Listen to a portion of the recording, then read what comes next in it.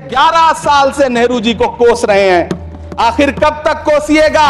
थोड़ा पंडित नेहरू जी के दुनिया का पहला ऐसा राजनेता जिसने अपनी जिंदगी की आजादी के लिए, देश की आजादी के लिए 3259 दिन अंग्रेजों की जेल में बिताए। Huge unemployment issue in this country, the quality of air in Delhi. इस देश की आजादी के लिए, उसके बाद 17 साल के लिए प्रधानमंत्री रहे। आप बड़ी आलोचना करते हैं।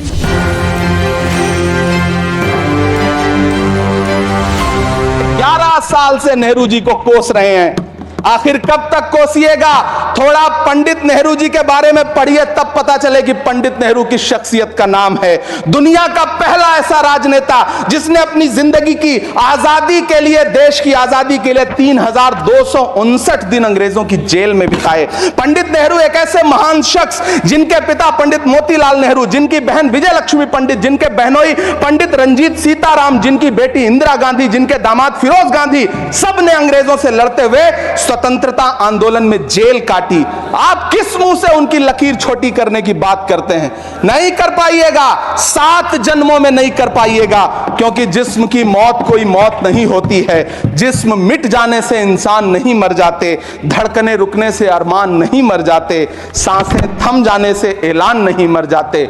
जिस्म की मौत कोई मौत नहीं होती है। और जहां तक जवाहरलाल नेहरू जी की बात है, जितनी देर हमारे प्रधानमंत्री, देश के प्रधानमंत्री रहे हैं, 12 साल हो गए हैं, लगभग उतने ही सालों के लिए जवाहरलाल नेहरू जी जेल में रहे। किस लिए? इस देश की आज़ादी के लिए। उसके बाद 17 साल के लिए प्रधानमंत्री रहे।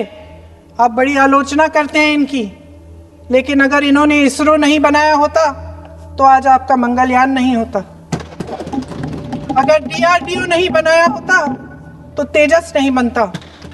अगर IIT और IIM नहीं बनाए होते तो हम आज IT में आगे नहीं होते। अगर एम्स नहीं बनाया होता तो हम कोरोना की जब बड़ी चुनौती का सामना कैसे करते? हाँ, कोई कुछ भी। इसका मतलब है इस मुद्दे का जवाब नहीं है आपके पास। अगर इन्होंने BHEL, गेल, सेल, भाखड़ा नंगल ये सब नहीं बनाया होता जो आप सब बेच रहे हैं, तो ये विकसित भारत कैसे बनता? पंडित जवाहरलाल नेहरू इस देश के लिए जिए। सुन लीजिए, पंडित जवाहरलाल नेहरू इस देश के लिए जिए और देश की सेवा करते करते उन्होंने दम तोड़ा। Why we are discussing on this? There are real issues that we face, and our time as a legislature here, we have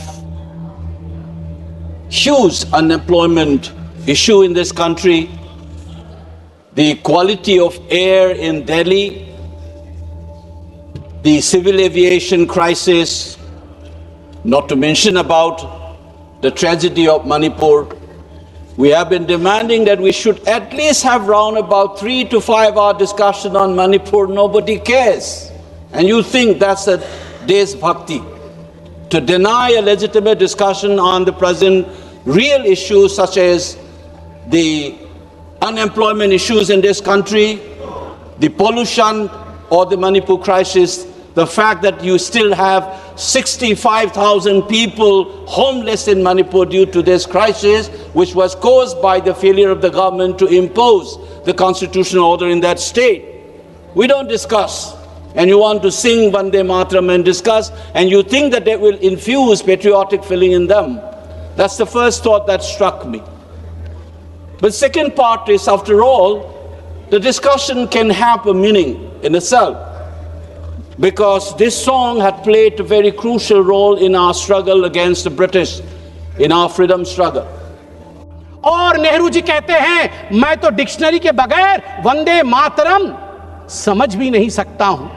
LOP का भी वही हाल है। एलओपी का भी वही हाल है, तभी आज वो अदालत है। बिना डिक्शनरी के ये वंदे मातरम क्या है समझ भी नहीं सकते हैं। धन्यवाद है माननीय प्रधानमंत्री जी का, आज मौका दिया है। कुछ लोग घर में डिक्शनरी पढ़ पढ़ के आके भाषण तो किया है उन्होंने, वरना अभी तक वंदे मातरम का अर्थ भी नहीं समझ में